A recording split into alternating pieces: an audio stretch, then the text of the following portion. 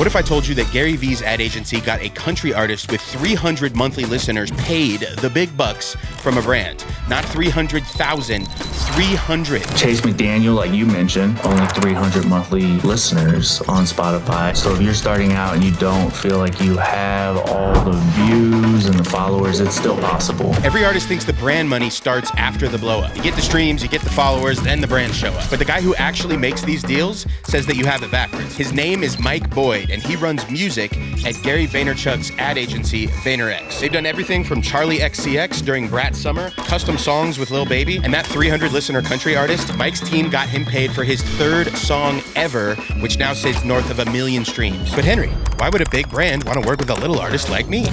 Oh, these young artists, they're followers, they're early adapters. So a follower of a big shot, they might just be listening to what's on the radio, but a follower of an emerging artist, those people are the type of people who try new products. In this episode, we touch on things like what these deals actually pay. Spoiler, they start at 4 figures, potentially going all the way up to 7. A platform that nobody thinks artists should be on, but you should absolutely consider. And the first thing brands check for before they sign you, spoiler number 2, it's not the streams. I actually don't look at numbers anyway, so it's not like 300 was the reason I chose to work with him. I had no idea what his streaming was. I was just like, this guy gets it, this guy would be perfect, you know?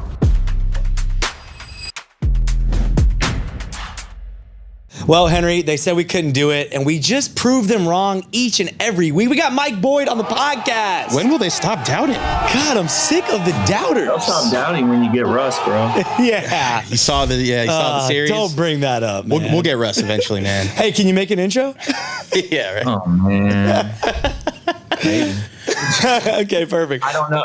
I don't know. A lot to be said, man. I think the people I know who work with him, I don't know if they still do. So okay, fair enough. But yeah, so really appreciate you coming on the podcast. You have a great wealth of experience, not only, of course, in like the music discovery. You've been an artist manager, producer manager. You're heavily involved in just like the artist community, right? I love all the events that you do, whether it's Pass the Aux or some of the artist workshops that you've been up to. But obviously today we're here to talk about brand partnerships, Henry. Yes. This is a topic that I don't feel like we've fully unpacked, right? Maybe the Sides episode was the closest that we've gotten to kind of exploring brand deals for artists. So I just wanted to set the stage with like, if you could kind of run through some of the example brand partnerships with artists that you've been a part of, just to kind of set the stage, and then we'll get into the meat of the conversation, and you can, bring those back up as they relate to any of the questions that we got. Yeah, so Mike Boyd, I am head of artist relations, music strategy at VaynerX. I work with Gary Vaynerchuk, Gary V. If you don't know who he is, look him up.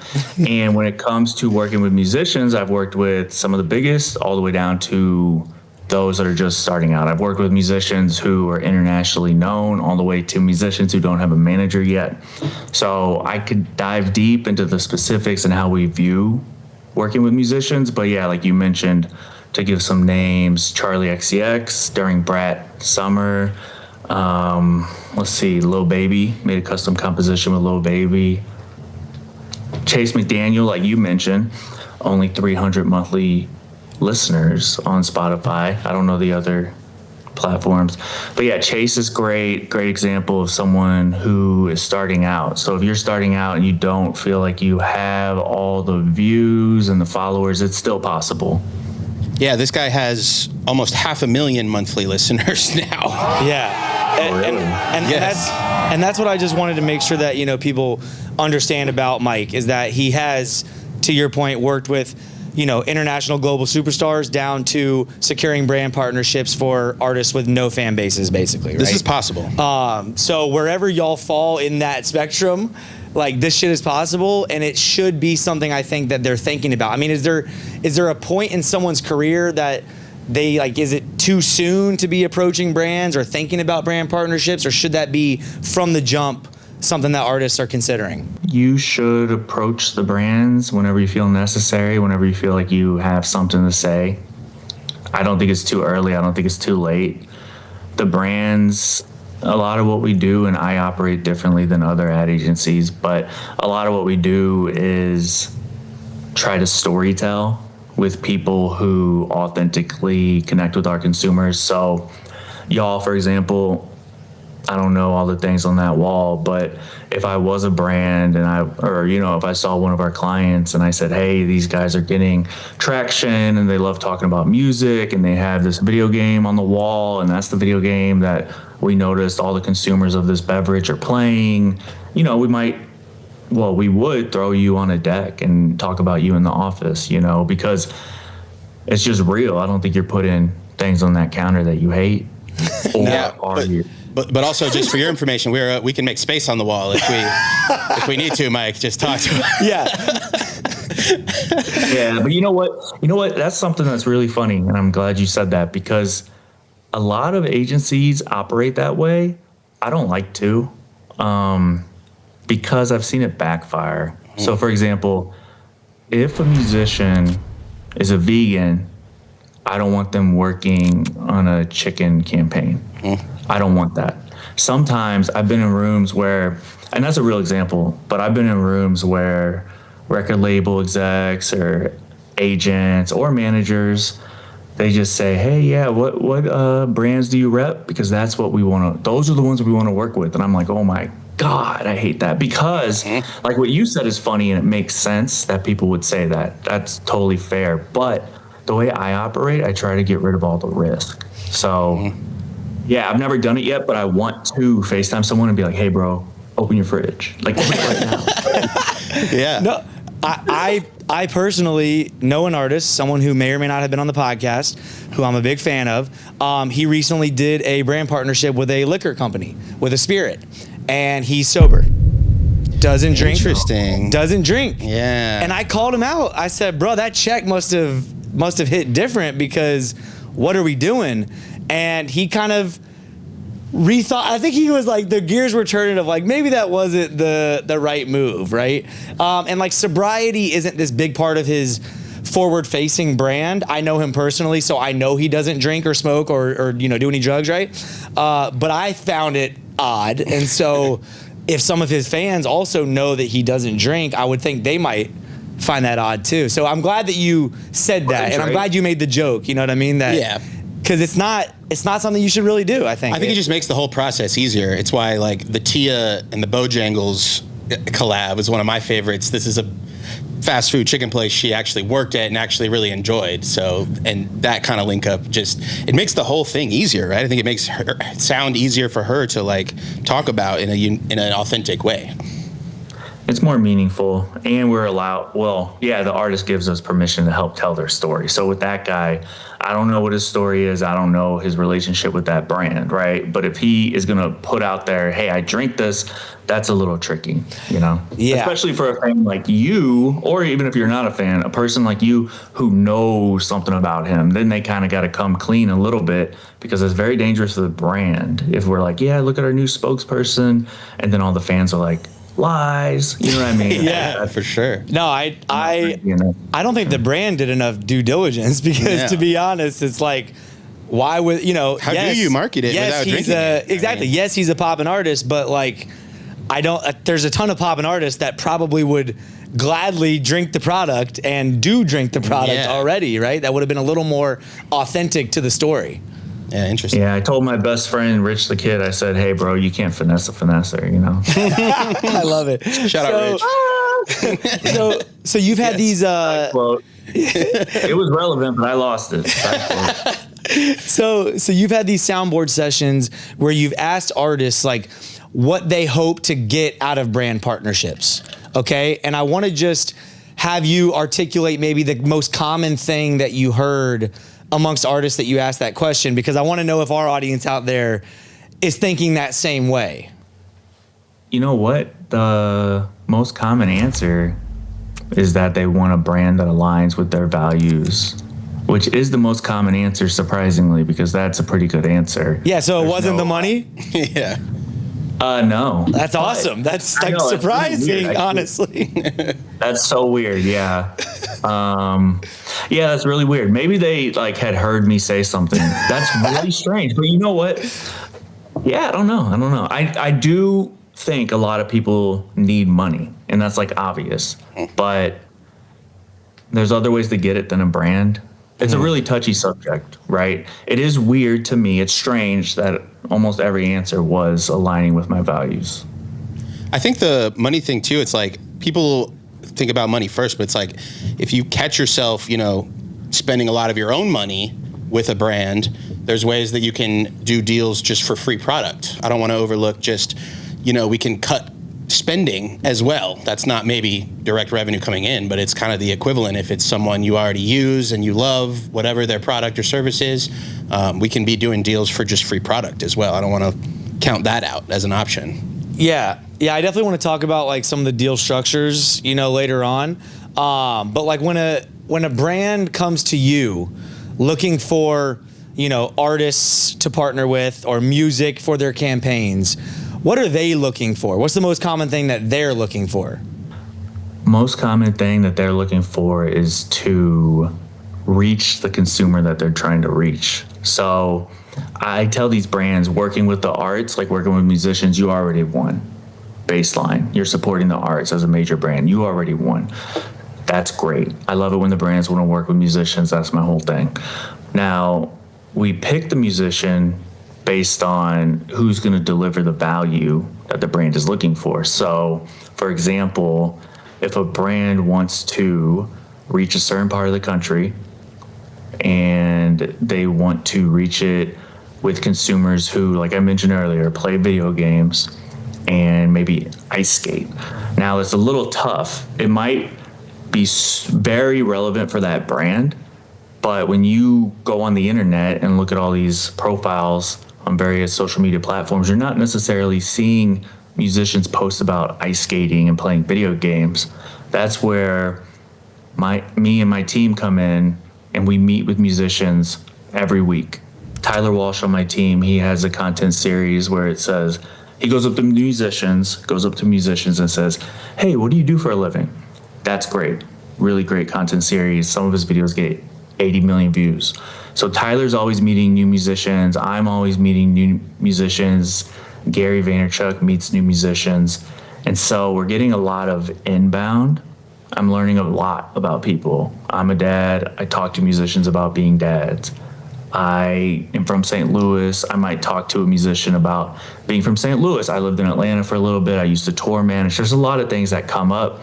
And naturally, I actually like getting to know people. So I might learn these things. I might say, oh, what are you doing tomorrow? And it's winter time. They might tell me they're going ice skating. And I'll be like, oh, wow, you ice skate a lot? And they'll be like, I've been ice skating since I was a kid. In fact, this one ice skating brand, like they support my whole family and gave us Christmas gifts. And then I remember these things, thank God. I should put them in a Google Doc. But, yes.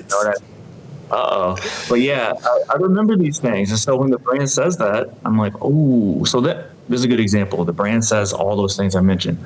I might DM that manager or artist and say, hey, hope all's well.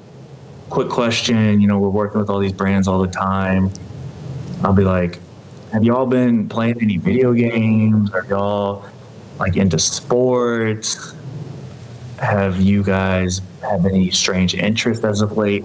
And check this out, there might be a new video game. So at the end of all those questions, which I never mentioned a brand, at the end of those questions, I might say, I know a lot of people are into Call of Duty. Did that hit you yet? And that might be the brand. So I'll get an immediate reply. Oh, I don't play Call of Duty. Or they'll be like, man, I play Call of Duty all day long. And it's like, it's not a trick, but I'm getting them ready to give me that answer. And if they want something else, I'm here for it. But at that last moment when you ask someone a question and then say something specific, they're most likely going to reply to that specific thing. God, it's so interesting because we talk a lot about, maybe showcasing some of those interests that you have as a just human being outside of music. And to your point, obviously, if you have conversations with someone and you talk about how much you love ice skating and video games, that's great. But that would require them to maybe have a contact like a Mike Boyd, right? Or like a Tyler or whatever. But I think maybe posting content about some of those interests, I'm just having a light bulb moment. It's like, that might bring the brand to you. Mm-hmm. Like people that are working with an ice skating brand and they see you're a musician who ice skates in some of their content or live streams ice skating or whatever, then that's going to be a no-brainer for that ice skating brand to then, connect the dots. So I've always thought about it from just a fan acquisition and having a fan relate to you on a different level than the music, but I didn't even consider that it might be like bringing brands into your world, which is huge. Yeah, I mean, that's how we do it, honestly. And then there's something we're doing at the ad agency. I don't think we announced like an official name for it, but it's basically multiple handle strategy. So you look at Instagram or TikTok, and let's say you have a phrase, or like you said, you ice skate. There could be a whole page if I'm an artist, Mike Boyd skating or something. And so it's like I have my main page, but then I have my skating page. You know, if I'm a skateboarder, it's like, check me out. I'm doing all these fun tricks. And then someone online, especially TikTok, right? Because it hits a lot of people. They might see my skateboarding page. And if I really love skateboarding, they might say, oh, wow, that was crazy. That trick is crazy. And eventually they'll see I make music because, you know, they'll become a fan of me as a person. And then they'll see I make music. But if I wasn't actually a fan of skateboarding, I would never post a skateboarding post. So it's like creating multiple accounts that you're passionate enough about, that you're making content, you know. And if you get bigger, you know, you could get a bigger team and show more who you are, but it doesn't always have to be on the same page. Yeah. I need that to really sink in for you guys. Like this alt account thing is very real. It's the reason we can't go one episode without hearing it. It's what it is. Really? Mike has yes, bro. Like, everyone accounts. Is like, this is the way. We know you have Mike Boyd speaking. We know there's Gary V Jets fan, Gary V Wine, fucking Gary V Art Sale. Courtney has like the Connect athletic has like one. Hoops. Yep. Cooks. We have whatever the fuck else she has. We started our first. We have one more yap now, which is where we just kind of get our yaps off, our low lift. You know, get our thoughts out. That's been one. But like Henry B. Yapping. We got to yap sometimes. But man, like if you have one account on a social media platform, you're just almost set up for failure these days. Now. It's wild. Boring. Snooze fest. That's a better way of putting it. Yeah. No, it's so true, man. So what's one thing that you find yourself constantly like challenging brands with, right? Like maybe a thought process that a lot of brands have as it pertains to working with musicians and artists, right? Is there something that you like constantly are having to kind of like challenge their way of thinking around? Especially maybe when you're trying to get them to work with a Chase McDaniel. Yes. You know, it's probably easier to link someone up with a Jeezy for a tequila deal, but like, hey, this guy doesn't come with a built-in giant audience. How do you pitch him? Yeah. You know, a lot of it comes down to budget. If the brand is only willing to spend X amount of dollars, then they're going to get X amount of dollars of musician, you know? So that narrows it down pretty quick. And then Fair. Yeah. Content, actually, because you know what, content value as far as what you can create. So if I'm looking at 6 artists, you know, and I'm really studying them, I know all about them, but this one artist is so good at making video content, they're probably going to be the one we try to work with, because when we work with them, we know the content's going to be good, and if it's good, it's probably going to get more engagement. So there's a big, like, Chase McDaniel's really good at content, and even though he didn't have a ton of monthly listeners, content was killer, the music was killer. I actually don't look at numbers anyway, so it's not like 300 was the reason I chose to work with him. I had no idea what his streaming was. I was just like, this guy gets it, this guy would be perfect, you know? Wow. Yeah. You don't look at the so then what made you say that about him? Because you're like constantly early on shit, bro. I mean, this is just, I know maybe you're going to give me it's just like, I just knew. And I'm going to be like, fuck, that's not helpful. Yeah. But like. No, you and I have in common that we found Soulja Boy very early. I also recognized the power of Soulja. I'm telling you. Sit down, Henry. I promise you. I was watching the videos on YouTube of him dancing in his grandma's basement on YouTube when they had 1,000 views. There you go. But entertainment value. But yeah, so if it's not about the numbers for you, what are some of those like intangibles that you're finding in an artist? Yeah, it's not about the numbers for me. A lot of times we have to put a deck together and I'm like extremely shocked. I'm just like, whoa, I thought this guy or girl or whoever, I thought they were killing it. Once you see the deck, the deck's been made. And I'm like less than 1,000 on everything. Yeah. And so I tell Tyler Walsh, I'm like, which you don't even get paid for anymore on Spotify. That's the latest. That's another episode, Henry. Yeah. yeah. But you know what? It doesn't matter to me. Also, I'm going to post a clip in the near future where it's like going viral could be the worst thing to ever happen to an artist, because when your numbers get skewed like that, like it's difficult. It's just difficult to have people understand who you are. The video or the song that goes viral, it might be a song that doesn't really represent you, and that could really hurt your career, you know? Yeah. So that's dangerous. Yeah, because now all your other stuff's getting fed to those same type of people who aren't interested in the core thing that you're doing, and they're swiping past it, and nothing you do or post has any legs. It's tough. Yeah, it's true. And to answer your question, well, you know what? I used to be on the tour managing, artist managing, producer managing, videographer managing side of things, and none of us were really making money. And so what I like is the passion in someone's voice, and I guess the evolution of their story. I told someone recently, with AI, it kind of sounds like you give it a prompt and then it's done. You know, it's like make the song and then it's done. I like it when someone's making music and I could hear that it's not done. You know, like I could hear that they have something else to say, and I want to hear what is next, you know? I like connecting with that passion. Also, I'm from St. Louis, like I went to school in Boston, I'm living in New York, I lived in Atlanta for a little bit. I've traveled all over the world, you know, like Ghana, Mexico, you know what I'm saying? Those are two horrible examples, but, you know. That's all over the world. Canada, I toured Europe, whatever, it doesn't matter. But I've been around all different types of people. I've been around very wealthy people. I've been around people who are not wealthy. You know, I've just been around so many types of people. And, I was going to tell you, my job is to recognize patterns and then try to figure out what people are going to like. What are people going to like next? So I've seen it so many times. That's really important. If I just went after numbers, I don't think I'd have a lot of success, really. Yeah, I just feel like I can just see how that would be tough when working with brands. I feel like, at least again, they want some insurance. Yeah, that like they're going to get some reach. You know, I've had conversations with brands, and I think some of them get it as far as the passion and like what you're building, et cetera, et cetera. But I mean, a lot of them want to see the engagement. They want to see the followers. They want to see the comments, the shares, the saves, whatever. So it's just interesting to hear that you don't lead with all of that. But when it comes to numbers, what metrics are brands most interested in? Because I mean, I'm assuming they ask, right? Or they want to know. Definitely. They're most interested, well, from my experience, a lot of brands are very interested in, everything you can think of. Views, followers, everything you mentioned, engagement.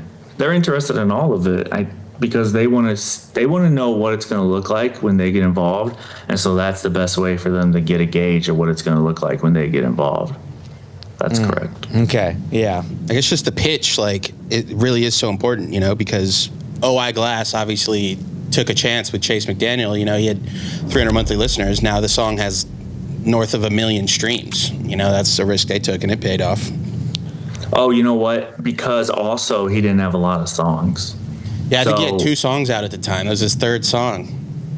Exactly. So when someone really needs the deal and really wants the deal, it's a little bit of a different situation because we know they're going to support it more. So if you pay someone, some famous celeb, you know, a lot of money, it might just be another day for them. If you help a young person out who can't make rent too easily and it's something they love, they might go ahead and post 10 times. And I'm not even going to ask them to post 10 times. I'm just going to say, hey, we need this one post. If you post, I'm going to show everyone in the company.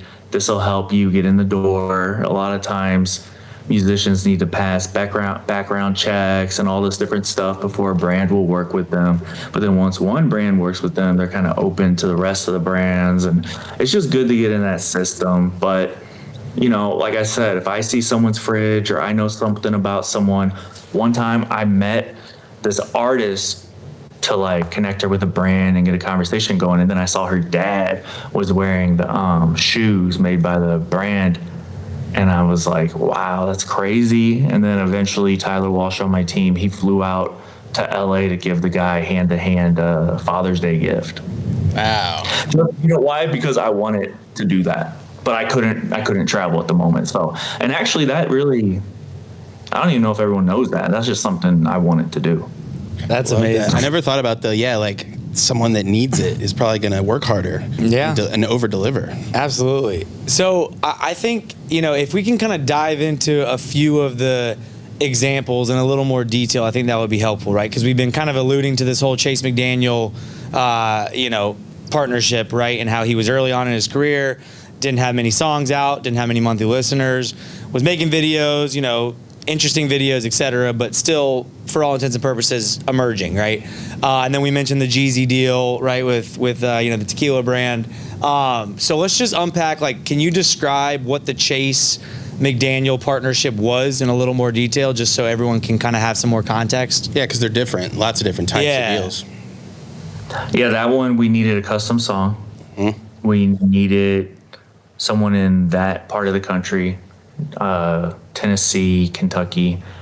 We needed the person's song to help move product for the brand. But when I work with a musician, I always say, I want to work with you because of you.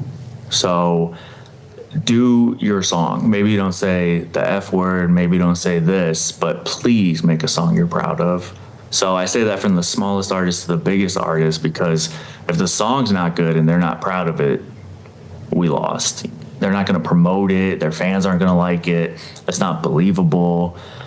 And we never hide anything. I never try to underpay an artist. We move fairly on all angles, but yeah, that particular campaign, the budget wasn't huge because some budgets are 7 figures, some aren't. And we needed to pay for studio time.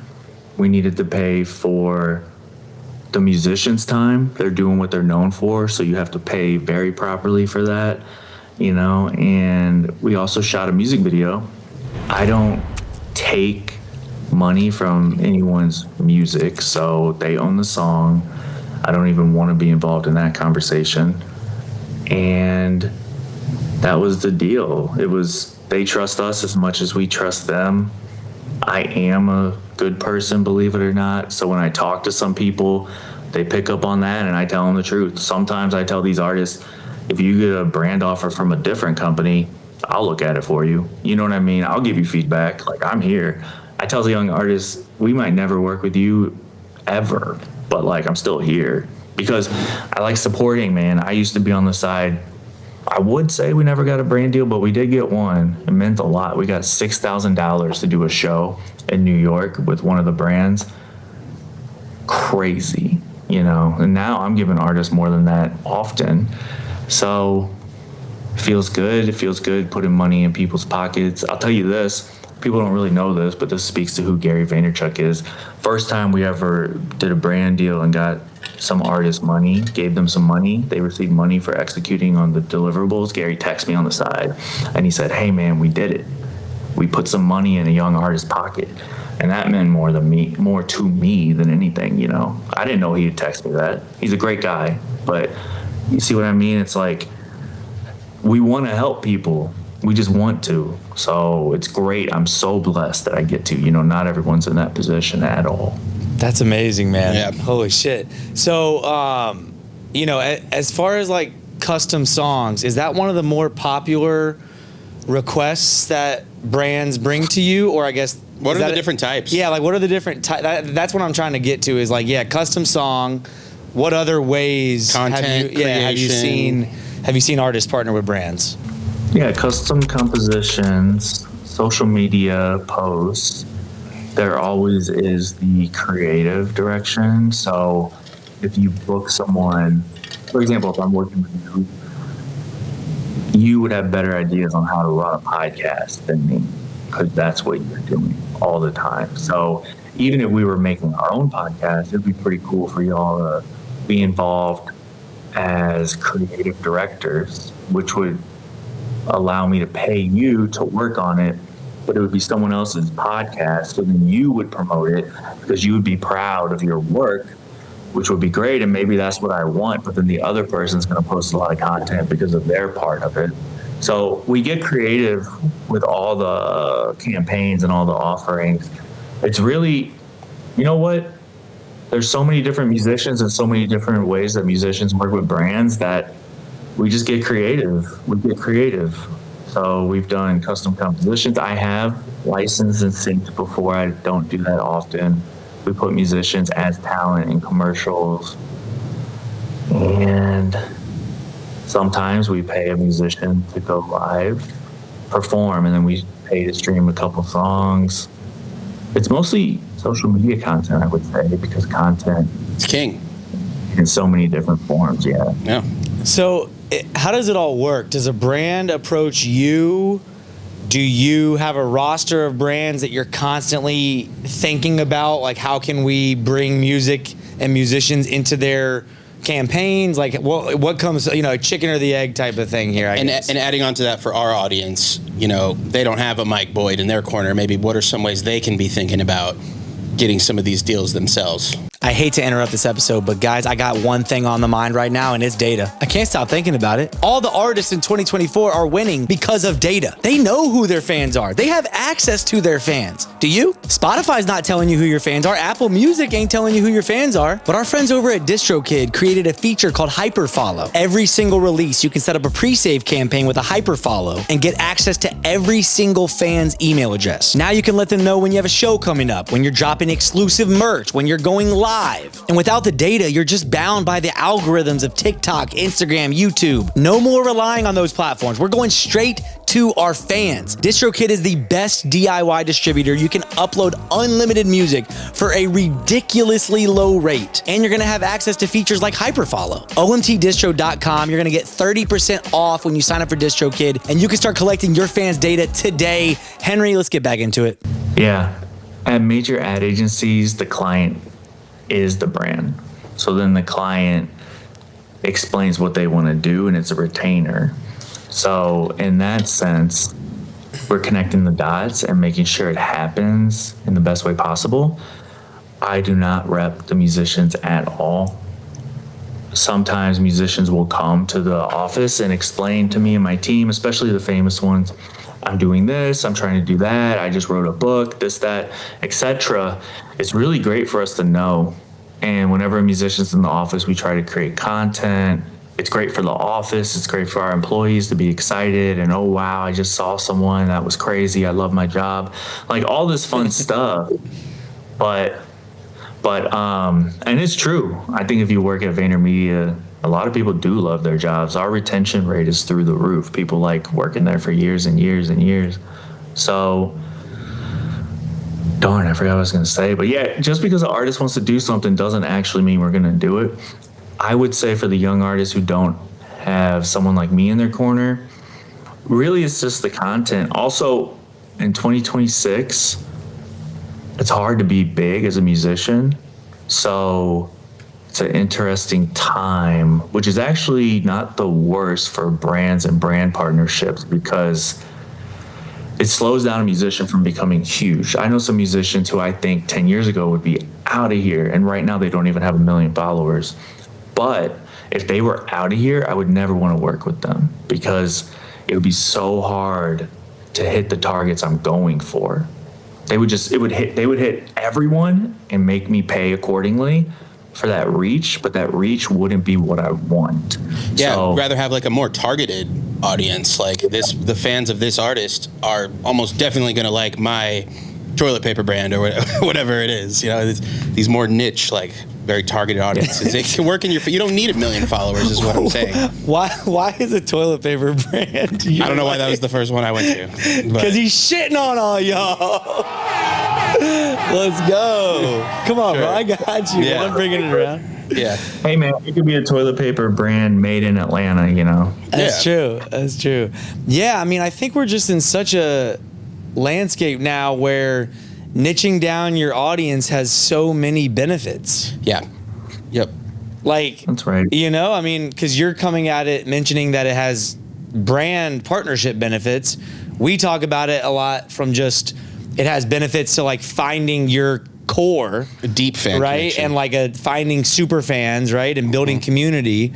So yeah, there's just like so many. Well, whether there's benefits or not, it's the reality. So like, let's just accept it and move on. Like back in the day, there were 3 TV channels and everyone watched the same thing, and everyone would go talk about the one thing that happened because that's all there was. And nowadays you'd be like, have you heard this artist? Have you watched this show? And I'm just like, no, because there's so many different things. And then you end up just finding your little tribe and connecting deeper with them. That's just where we're at as a society, I think.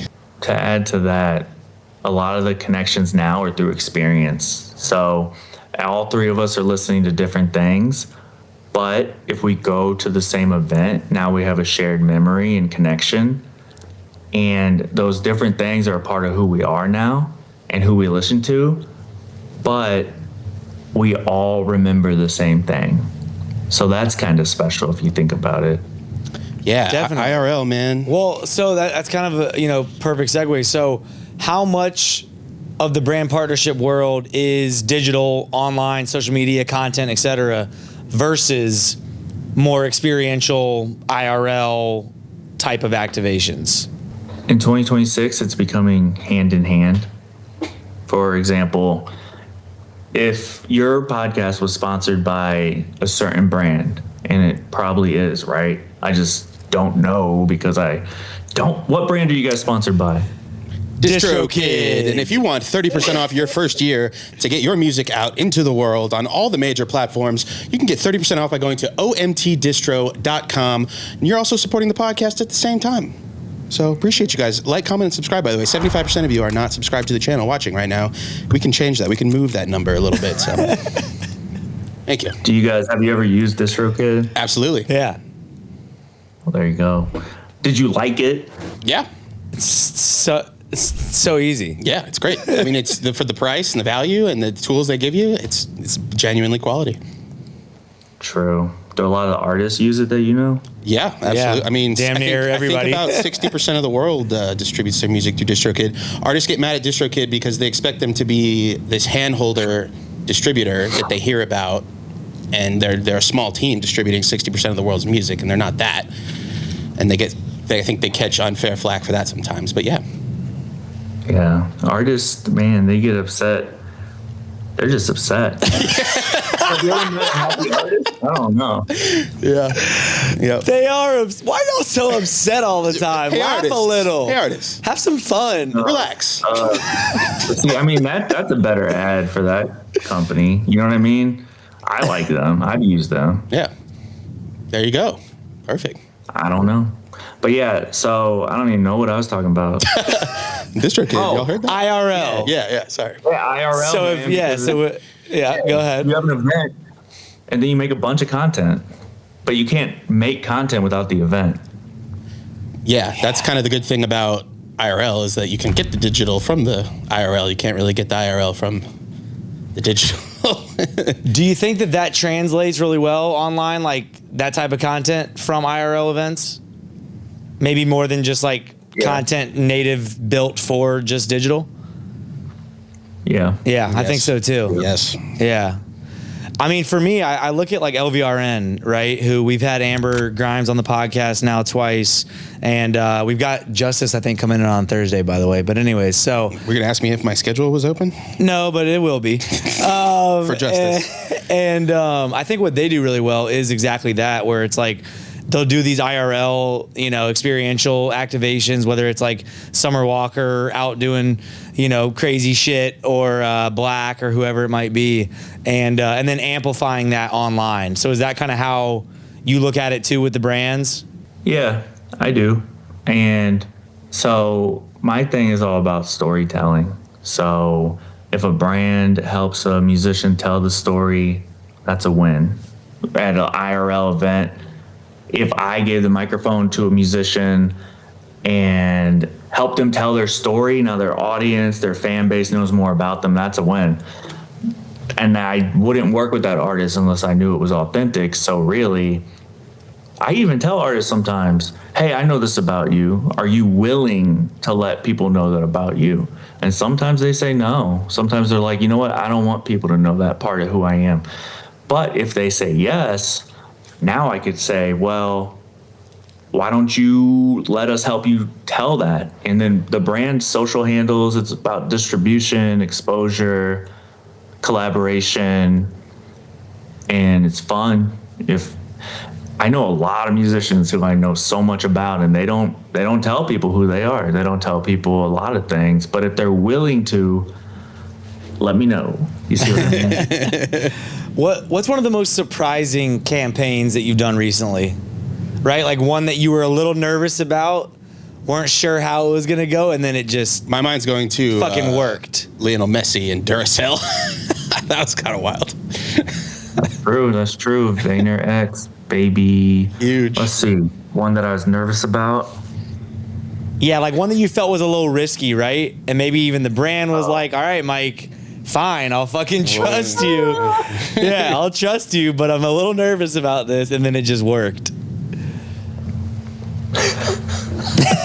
I'm never nervous. I don't know. I just a confident guy, man. What do you mean? You know what? I tell Tyler Walsh, I'm like, let's go real slow. And this is like my duck hunter gun. I'm like, really slow, and then we're gonna get it. It's like, boom, got it. You know what I mean? I go slow. I walk backwards. So it's like, I'm confident, man. I'm gonna wait. I'm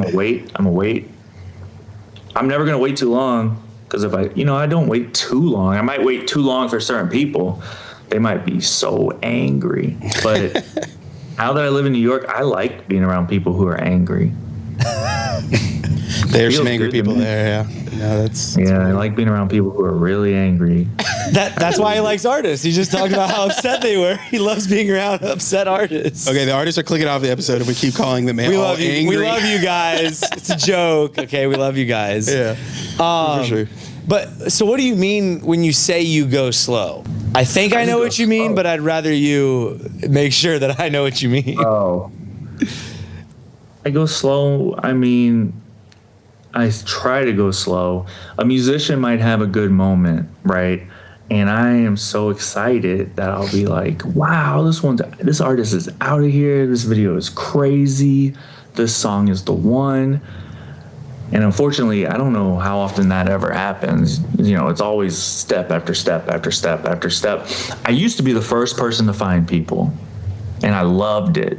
But now I've been thinking, and I used to think about this back in 2009 too. Some brands in music, I'm talking about magazines and podcasts and everything, they're actually positioning themselves as like, once you reach us, now you made it. And the people working there, they might know people right away too, except for they don't engage until it's like, you made it to our level. Now you could walk in our door. So it's almost a little bit of a game. I don't need to be the first person. Sometimes it's really not worth it being the first person because the brand or the musicians have a different viewpoint of who you are. So it's just interesting in that level. I don't want to speed into anything.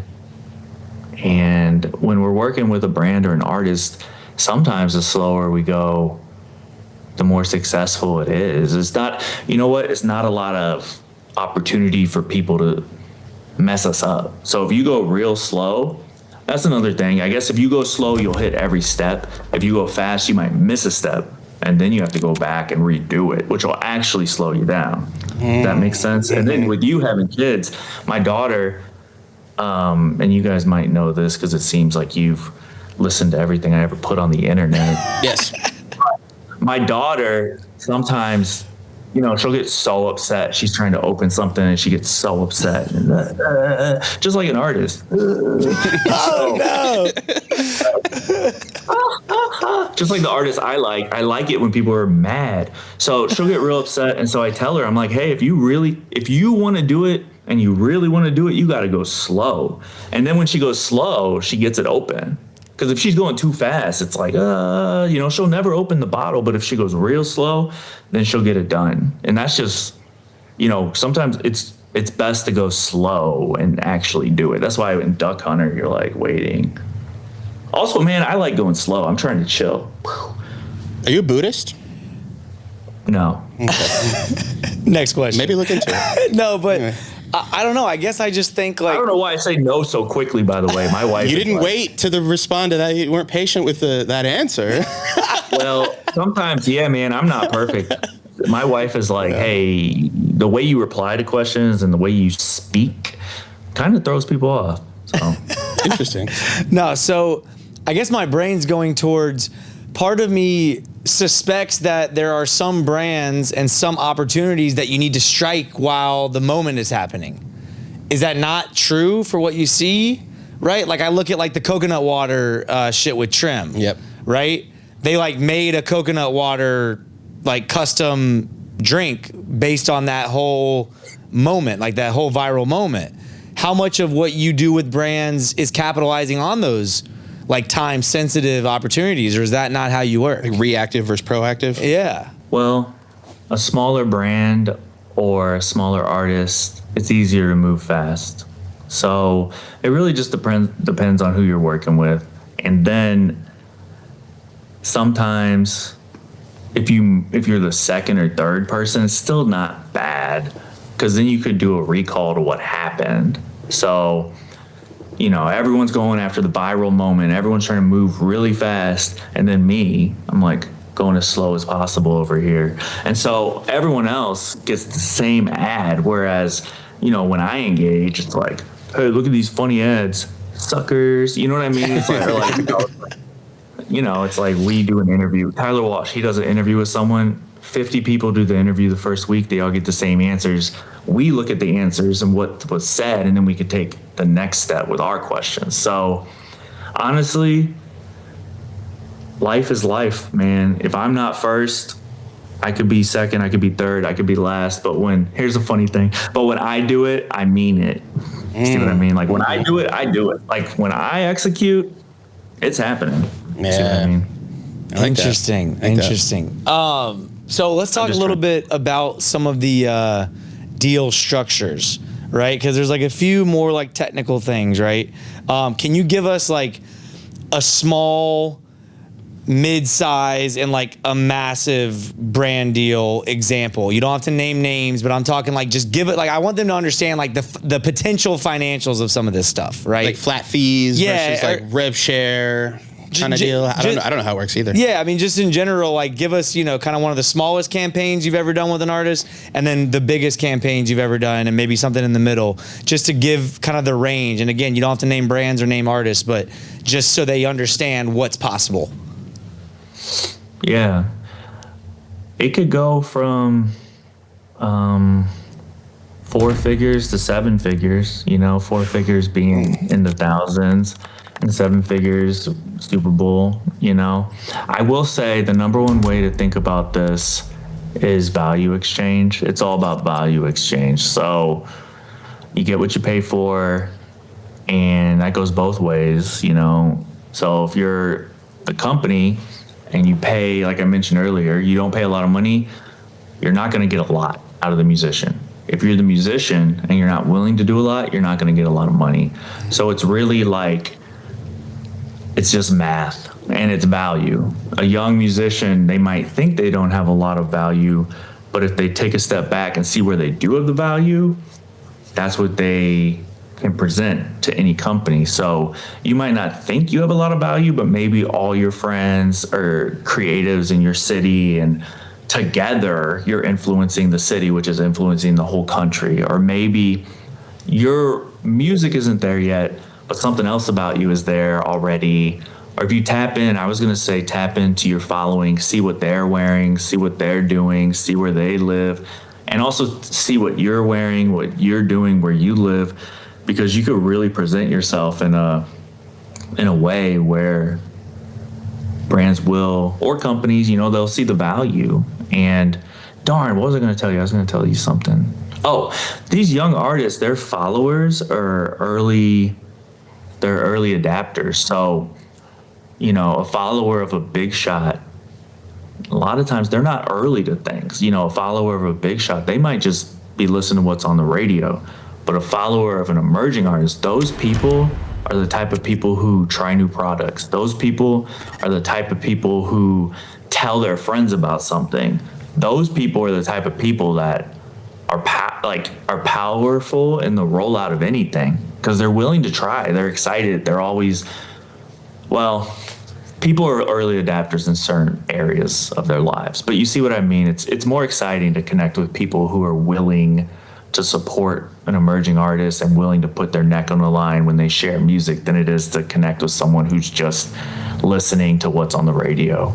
Yeah. I never thought about that. Yeah. No, for sure. So kind of back to something that you were asking that I don't know if we like fully addressed. So like, should artists be reaching out to brands directly? Should they be reaching out to ad agency people? Should they just be posting content like, supporting certain brands to like make it known that they'd like to work with them, right? Like what are some strategies you recommend for artists to, get some of these deals going? They should do all of them. They should do all of them that make sense and are comfortable. They should do all of it. They shouldn't pick just one. But if only one makes sense and they're only comfortable doing one, do that one. And different platforms, I would be on different platforms. If you're lucky enough that you have a story you could tell on LinkedIn, I think that's the best platform for an artist in general, but also to get with a company, because if you're an artist and you ride a bike to every show, and then you tell a story about, hey, I got there to my show late because my bike tire messed up, or you're like, I made it just in time because the bike allowed me to get there instead of the train, and like you start posting pictures, people might find your post, and then they might look at the picture and be like, wow, that bike is awesome. That's the newest bike, and my friend works there. You know what I mean? But also people are on LinkedIn. A lot of people are on LinkedIn to talk about business and companies they like, right? So, and breakdowns. So if you're a musician and you're selling merch, you know so much about sales and the merch company and clothing and like giving your consumers what they want. And you could really break that down on some platforms, because people on LinkedIn, you give them what they want. And some young artists, they're like, oh, I'm not into that type of content. My fans won't like it. But if people on Instagram don't want that from you, just don't give it to them. Mm-hmm. You see what I mean? Feed the platform what's appropriate for the platform. Are there actually artists that are thriving on LinkedIn? Yeah. I don't even believe you, Mike. I'm sorry. Like, I just don't. No, yeah, for sure. I hope so. I tell everyone to do it. I did meet one artist. She DM'd me on LinkedIn, and I was like, I'll listen to anything from anyone. But I will say it's hard. You know what I mean? It's just hard. Like, I met a really good artist because they spammed me like crazy. And because they were spamming me, I kept remembering to listen to them. So then I listened to it and I put them in a campaign because they were good. I was like, I do not care. Spam me, do whatever. Like, I'll get around to it, I hope. Like, people put me on to music. I listen. And see, that's why I don't know numbers. Like, I don't have time to look at numbers and do math about it. I'm just listening. I'm listening. See, a lot of this is just effort, man. Wow. Like just putting in the reps, and wanting something, which leads me to thought of a little cool pro tip. We like to get practical, tactical, give you guys actual stuff to do. Mike mentioned earlier the Russ thing. We did a little series. Day 1 trying to get Russ on the podcast. Day 2 trying to get Russ on the podcast. Super easy way to implement for you guys. If you love Taco Bell, we've just been using Taco Bell as an example lately. Day 1 trying to work with Taco Bell series. People love series on social media. Just state your case, make a little reel, maybe play your song in the background, boom. Give it 30 to 60 days, day 2, 3, 4, 5, trying to work with Taco Bell. Maybe you get Taco Bell's attention. These are the reps that we gotta put in to get the outcomes that we want. We got Russ to respond on day 2. That was a fluke, but you might have to go 30 days or so. He claims he had already seen all, a lot of our shit. So but our community rallied around us, and we're tagging Russ, and we got his attention pretty quickly. That's an easy way for y'all to try and get the attention of a brand that you want to work with. If you love cheesy gordita crunches. Yeah, and honestly, I can hear a lot of artists that would maybe be hesitant to posting that on the main account, but this goes back to the alt account strategy that we alluded to at the beginning. Maybe do all of this trying to get brands' attention activities on a alt account on socials, right? Or so trial reels. Yeah. There's lots of ways. Or just on your reels page, which is different if you just want to keep your main grid clean. Yeah, There's so many ways to do it. Yeah, like I wrote a song about how much I love tacos, and literally it's just you did a custom composition, but it's just on social media, and like Lord knows Taco Bell, someone might see it. Look at Dr. Pepper, baby. I mean, she crushed. She crushed. How much money do you think she made from that? Yeah, I mean, awesome stuff. That's so funny. Yeah. So a few technical things I want to talk about. So like usage rights. Okay, we've had those conversations when talking with brands. Is that a big part of, like, can you explain usage rights, and is that a big like contract term in the deals that you negotiate, or not even? Yeah, usage rights is great. So a song, I might license it so that I could use it for a year. And that's part of the contract. And so, yeah, it's great, because also if I'm trying to use a song and you don't give me the rights to use it, like, what are we doing? So I think that's really good. It all comes down to it all comes down to a contract. And I tell young artists, even when they're talking to a manager, a record label, anything, figure out what you have and then figure out what you need, and then make the contract for what you need. If you're really good at making social, do not put in the contract that someone's going to charge you. You see what I mean? It's like they're charging you for what they're giving you. And if you don't need something, take that out of the contract. Mm-hmm. So yeah, usage rights. There's some things, it just makes sense, Also, contracts could be tricky, but find someone to help you. There are some online programs that you can't trust. You can't trust anything, especially if it helps you on the internet. You don't know if it's really true. But I have thought about it. If you use something on the internet to look at a contract, it could highlight specific things that you're worried about. And then when you give it to a lawyer, it'll save you time. Because you'll say, hey, look, here's the contract. Can you look it over? Especially these 3 things I'm worried about. So then the lawyer will look at those 3 first, and you're not paying them 10, whatever amount per hour, because you just saved yourself a bunch of hours. Yeah, a little pre-production meeting with ChatGPT. Yeah. Do a lot of the partnerships get held up because of contracts? Like, is that often something that can like slow things down? Oh yeah, man. Red lines. Fuck a red line, bro. Version 12, version 27. Yeah. Do you have to play middleman for that, or?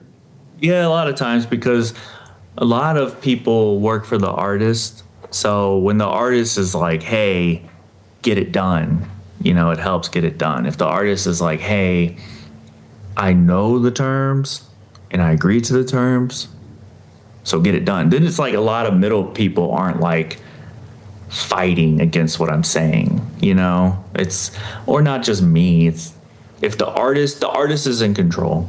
So it's not going to make it harder when the artist understands. So a lot of times you try to get the artist to understand. It also helps with authenticity, because if I don't speak to the artist, someone might lie to me. So, like, for example, if an artist does not eat a certain food, but someone else in this line of people doesn't know that or doesn't care, they might say they do. So it's really tricky. The process is something you have to navigate. Yeah, I don't know. I just feel like that could be something that, like, what's one thing that that artists maybe don't understand fully about these contracts, that they're surprised during the negotiation phase, right? Like something that they might be pushing for that is totally unrealistic, out of bounds, right? But just more artists bring that up than not.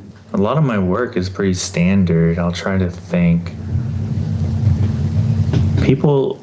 Artists talk about, exclusivity could be a little confusing.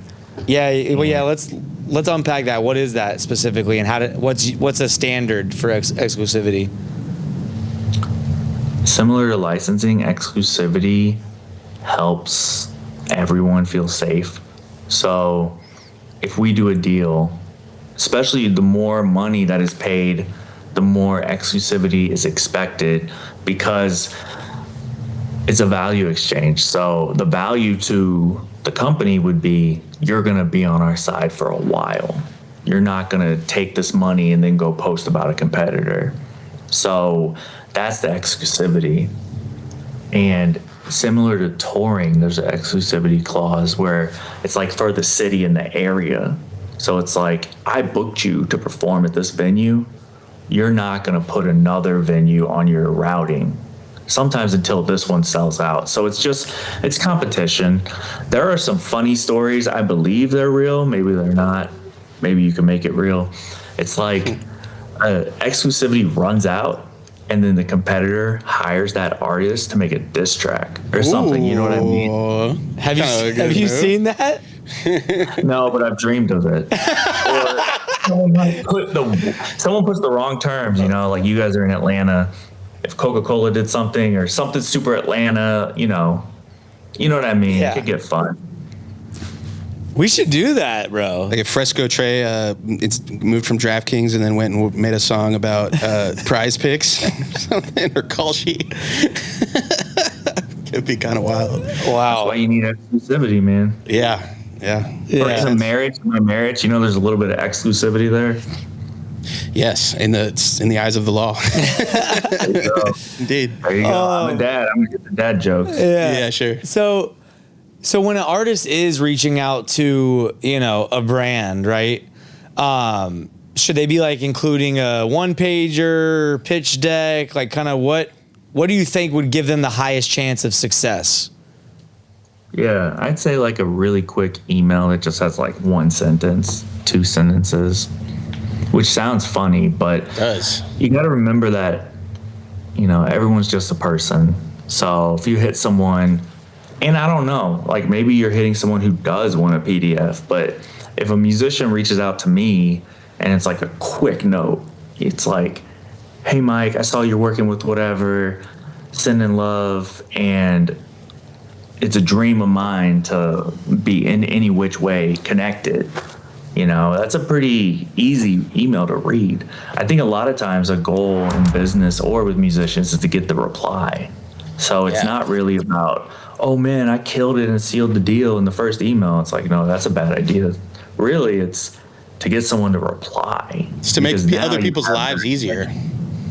Right? What'd you say? It's like to make if someone that's making your life easier, making these connections an easier task, that's a value add, right? That's something I would appreciate. Yeah, but even something that, I've learned a lot through just business, right? It's exactly that, where it's like if you can keep it so short and so easy with like yes or no question or some very, some very direct comment that's just like straight into the point versus, you might have so much information that it's like our mental spam filter just goes off where it's like, I'm not reading that. And like, I've talked about that even with like captions on social media. Sometimes the like shortest, like just one sentence at a time type of reads are the ways that our brains can work easier. You know what I mean? Focused. And same thing with email. That's a good, I think sometimes these pitches that we even get with like people wanting to come on the podcast, like the shorter the better, honestly, of like why you should come on the podcast, like why you would be a good guest. It's like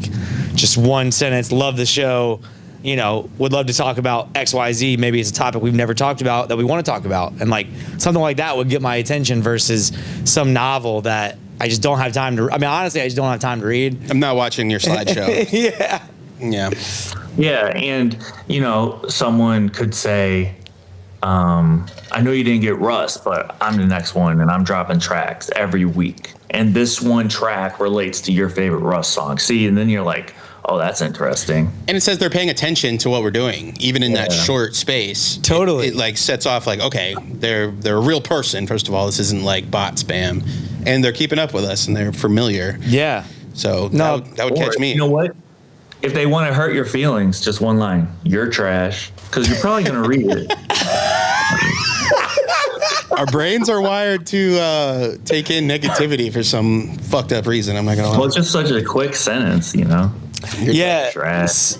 Yeah. Someone in our comment section told us to kill ourselves, I think, recently. That was a good one. I don't know if you caught that one. I deleted it. Well. Oh God, I need more hate. Yeah, well. I'm not doing right. Yeah, I'm glad that we got the comment, but I'll delete it still. I don't delete my hate. Well, it depends on who. What it Kill might be, yourself was a little strong. I'm not even sure if we're allowed to say that on YouTube right now, but Yeah. that's a little strong. I like New Yorkers who are angry, man. Yeah. This has been something I've learned about you today, Mike. I didn't realize how much you loved angry and Because you seem so not angry about anything ever. Yeah, I'm not mad. Just because I see a lot of angry people, man. I'm just chilled out. Keeps you grounded, huh? Yeah. It just, I feed off their anger. You know what I'm saying? It's just cool. One time I was in the country visiting a friend, like in North Carolina, and it was great. But then after a couple of days, I was like, we got to go to Charlotte. We got to do something because I need to feel like I might get pushed walking down the street. I don't want to be pushed, but I need to have that feeling that it might happen, you know? Wow. That is something that I love about when I go to New York. It's like, I'll like open a door for someone and like hold the door and people look at me like I'm an actual crazy person. And then like my New Yorker, like sometimes like if I'm there for a couple of days, like I'll like embody the New Yorker, you know? So I'll start like elbowing people, like trying to get on the subway or get the fuck out of my way. I'm walking here. Yeah. Yeah, because if you're opening the door for someone, you're actually inconveniencing them because now it's almost like you expect them to say something nice, and they're just in a rush, man. Yeah. I got to thank this fucking guy. Yeah, you're trying to slow them down and have a conversation. They're just trying to get to work. Absolutely. Well, Mike, we've entered a final segment of the podcast. My favorite segment. You want to do a little? I'm not a New Yorker. Well, I'm not a New Yorker. You've been there for a while now, though, right? Yeah, but I'm from St. Louis, man. Yeah. Once you're from St. Louis, I could never claim anything else. I feel that. Well, Mike, this has been an amazing episode so far. Let's see if we can bring it home. Just one more quick reminder for you guys. If you found value from Mike Boyd and the episodes that we do every week, please like the video, drop a comment, let us know if you're interested in getting brand deals. Maybe subscribe, maybe turn the bell on for notifications so you don't miss another jam-packed, value-beefed episode like this one. Mike, this is the Rapid Fire Rampage. It is going to be a 3-part rampage. I'll break them down as we go. The first part is just some short answer questions. Let's get into it. Starting with, when will VaynerX be opening their Atlanta office? ASAP. Cool. I hope. Go on. Me too. We've been alluding to this kind of the whole episode, but if you had to just succinctly, in one kind of go, if an artist watching wants to land a brand deal, what are the first steps they should take right now? They should support a brand, maybe someone they already know, and just prove their track record and get ready to do it full time. Don't jump into a real deal not knowing what you're doing. Maybe start by watching this episode a couple times. You know what I mean? Could be helpful. What would you say are the top 3 reasons independent artists are not making money in 2026? They need to be adding value. You can't make money unless you add value. If I made a song tomorrow, would you pay for it? You know what I mean? It's like maybe if I added value, I'd support my friends before I supported a random person. You have 2 more? That was a home run on the first one, but Hey, more? Yeah. Okay. Maybe they don't know where to look for it.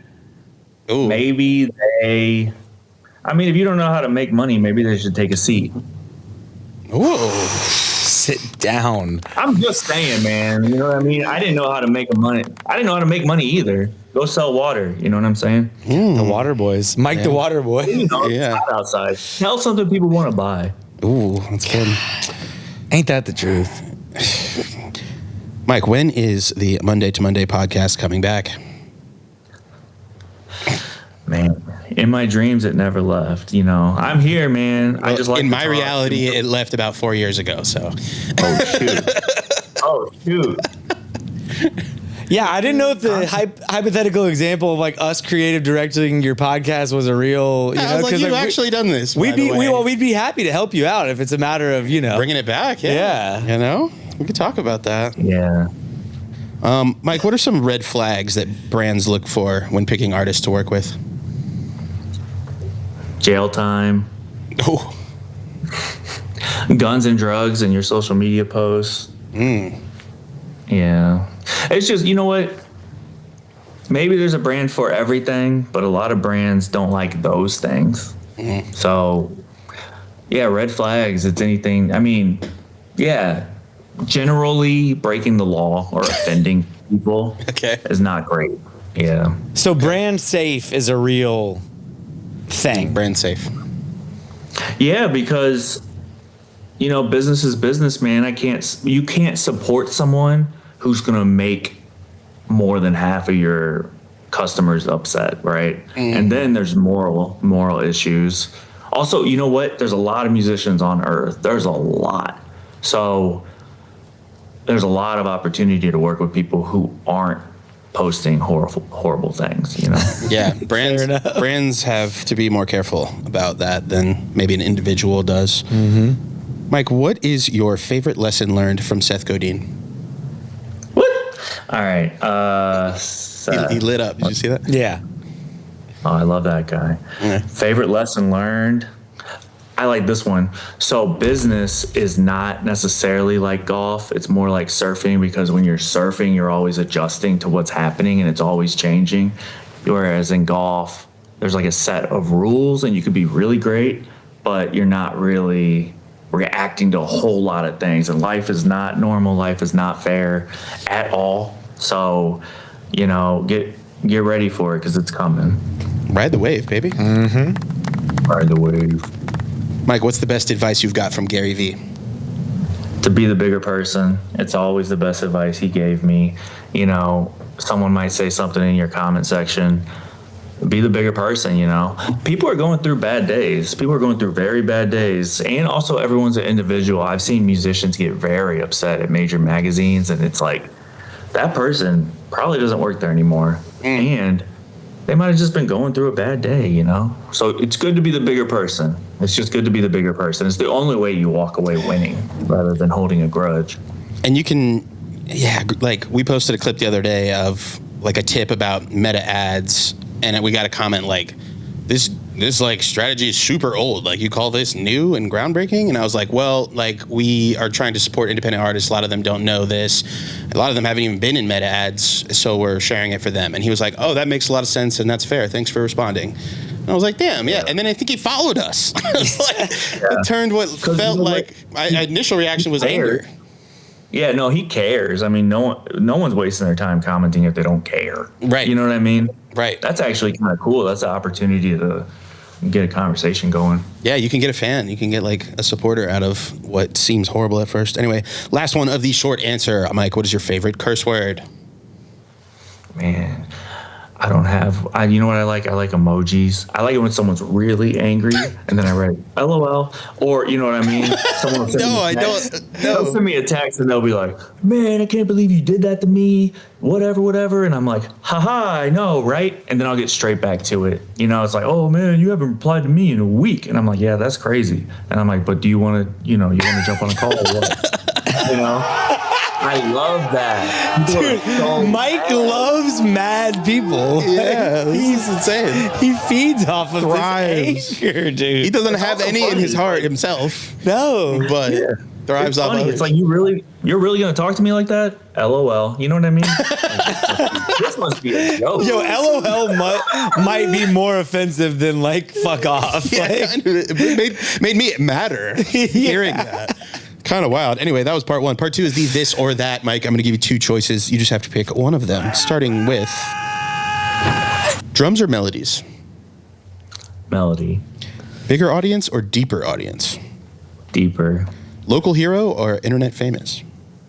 Local hero. IRL local hero. Yes. What? We can combine some of these. Flat fee or revenue share? Flat fee, because I'm trying to get money right now. You know what I'm saying? Now. Mm-hmm. Revenue share is when you have long-term goals, you know? If you need money, take the money. That's right. facts. TikTok virality or YouTube loyalty? YouTube loyalty. I'm trying to go viral. No, I'm not. YouTube loyalty. I mean, we could try to do both, I guess. There's no rules, but if you had to pick. 5 small brand deals or 1 massive one? 5 small. And then get the massive. You got to learn, man. Everything's about experience. I like that. Win a Grammy or own your masters? I don't make music. Own your masters, though. Books or podcasts? Podcasts. For me. I'm asking you, Mike. Ranch or blue cheese? I mean, I wish I could read more books, but podcasts. Yeah. Ranch or blue cheese? You said ranch or blue cheese? You ranch, man. Ow. Ranch. All right. Bring back the Monday to Monday podcast or make Henry and Ben very sad? Bring it back. Let's go. And finally, become a full-time country singer or leave the music industry forever. Leave it forever. No, you know why? Because I'm done, bro. I'm done. Country singer would be great, but who are we talking to? Chase McDaniel? He could mentor you. Oh, sorry. You're talking to me. Yeah. Man. No. I would not be an artist. No. I would not be an artist. Well, then you got to leave the music industry. I'm at the ad agency world. Yeah, you know what I mean. Leave the marketing industry. Man, being an artist is way too hard, man. Yeah. I don't know. It is hard. He's out. It really is. Not for me. It's not for me. Understood. Yeah. That was part 2. Wait, being a successful artist is hard. Right. True. Being an artist is easy. Making It's art easy is as fuck. so fulfilling and great when you don't have to tie all these realistic like business Hey, I heard expectations to something it. really funny. This is really funny. Why do musicians feel entitled for us to listen to their music? You know what I mean? It's like, I made music. Now you all better listen to it. Like, whoa. You see what I mean? Oh, I thought there was a punchline after that. It was just the question was just something funny. Oh, Yeah. that was a question with no answer. There is no answer to know. that. For sure. I don't know. Yeah. Why do I care? What you made. I'll take a stab at it, right? Because like Here we go. I'll take a Try to stab. answer it. I'll take a stab at it. I think it was meant to be rhetorical. No. Well, We're about to know. All right. You know, I just think that where I think it comes from is a place of passion. I really do. I think that they're passionate about what they made and they think that it is good, right? And so they think people need to hear it. And sometimes that manifests itself as entitled. And It's a little egotistical. We do need to flip the mindset. I don't think that it's how we should all be thinking about it. But I want to give them the benefit of the doubt that it comes from a place of passion. That's all. But I think they need to find the people who want to listen to it. Well, yes. Yes. Yeah. They're not So going to they need to, magically put in the appear. work. Yes. They need to For put sure. in the work. For sure. That's just Yeah. like growing any business, you know, trying to make a business out of anything. It takes work. The last part is the word association, Mike. I'm going to say one word. All I need you to do is give me the first word that you think of off the top of your head. There's no correct answers. You're only judged on speed. Starting with music. Industry. I go slow. You know that. Judge me. This is, I'm going to. Community. You're doing good so far. Building. Spotify. Love it. GOAT. You, Gary. You know what I'm saying? You almost went with me, I think, there for a second. Yeah, I went with you first. Yeah. What's wrong with the first? All right, we'll move on. I mean, because Gary. I thought you weren't gonna like it. No, but the goal is to get the first reaction. Your reaction was me. Anyway. all Okay, right. fine. The first reaction was you. Me and Gary. We'll call it a combo answer. Risk. Reward. Tequila. You got it. I do have some. Album. You said album? Album. Music. Influencer. Marketing. Foot. Ball. AI.